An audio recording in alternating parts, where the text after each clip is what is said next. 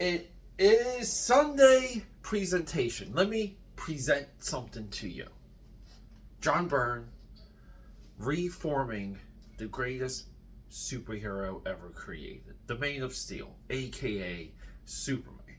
John Byrne, what we might say the height of his comic book power, a guest on the Today Show, dictating to those who do not know the difference between the modern age Superman and the Silver Age Superman, and what exactly DC is doing to a common phrase nowadays, correct course. AKAPADers, welcome back. Subscribe, support, leave a comment. You get all of your help. Anything you guys do, even a little baby comment, helps this channel, because we got algorithm to fight against, and we 2025 is our year. So this is important. This one is maybe my most important Sunday video in a long time. And the reason for that is we're gearing up for a new Superman movie. Everyone's excited. Everyone's already arguing about it. But here we go. We have John Byrne dictating a baseline for the character. We have to take notes, because the baseline for this character effectively lasted until Jeff Loeb got his hands on Superman all the way to the mid-2000s. This is one of the greatest comic book revamps, representations, rethinking of all time. John Byrne's Superman run is the greatest Superman run of all time. Now, his work was so impactful, it lasted to the next few creator runs. I like to go to the Jim Starlin. I like to go into the Roger Stern era. I like to go into the Jerry Ordway work.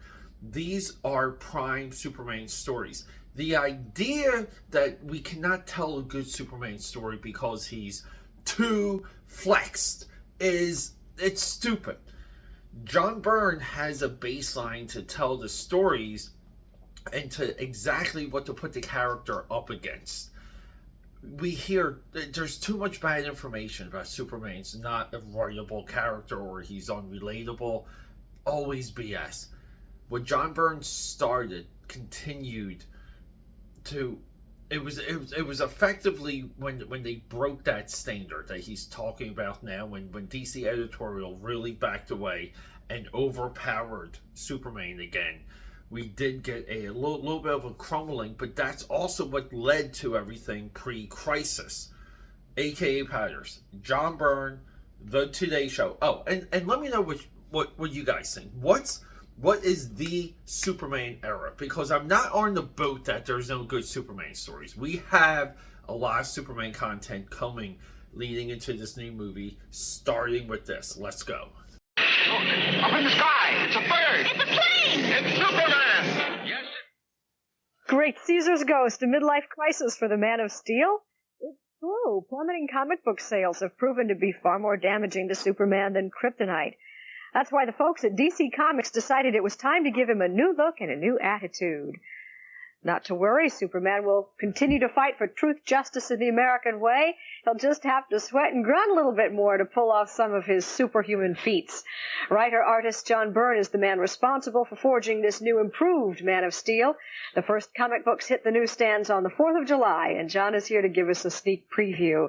Will he still be able to leap tall buildings in a single bound? Oh, he'll be able to leap considerably higher than tall buildings, yes. However, there are going to be limitations. Yes, we are cranking him down quite a bit. In recent years, he's been able to push planets around, and we think that's getting just a little bit too much. It's hard to do an exciting story with a guy who's that powerful. The kids decided he was too super for their modern taste? More or less, yes. Yes, there's a perception of Superman that because he is so powerful, he is automatically boring.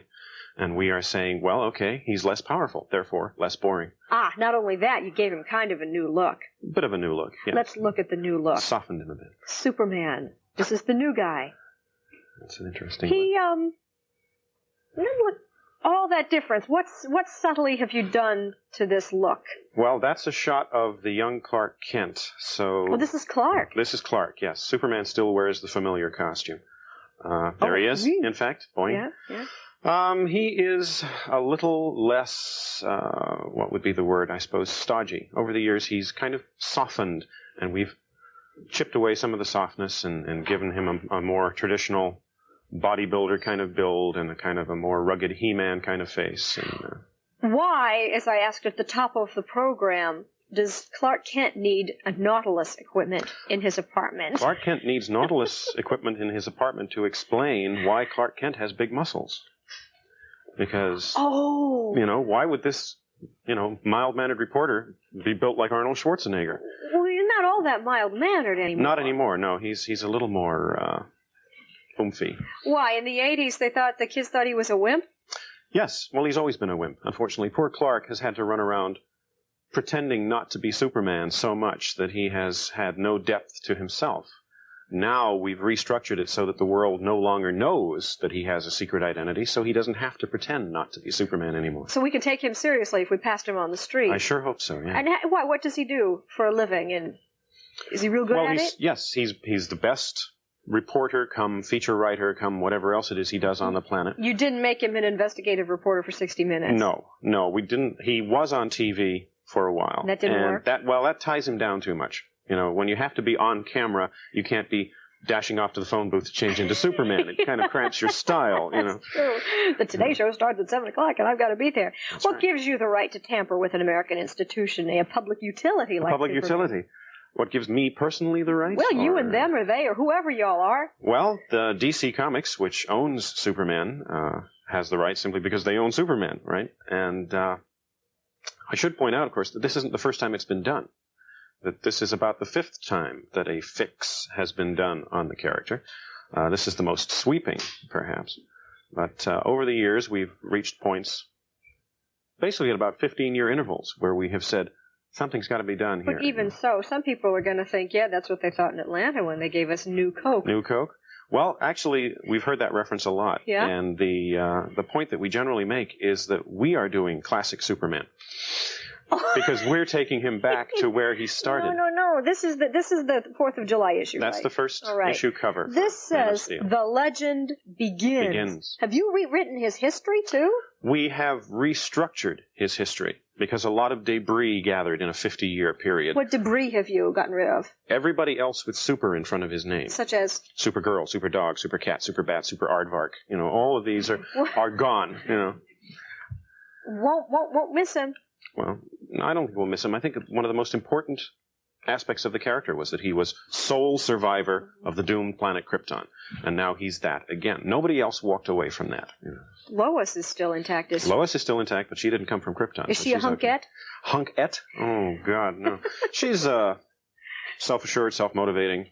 Yes, the answer. A hunkette. A hunkette, okay. Well, good luck with it. Well, thank you. Good luck. I want to...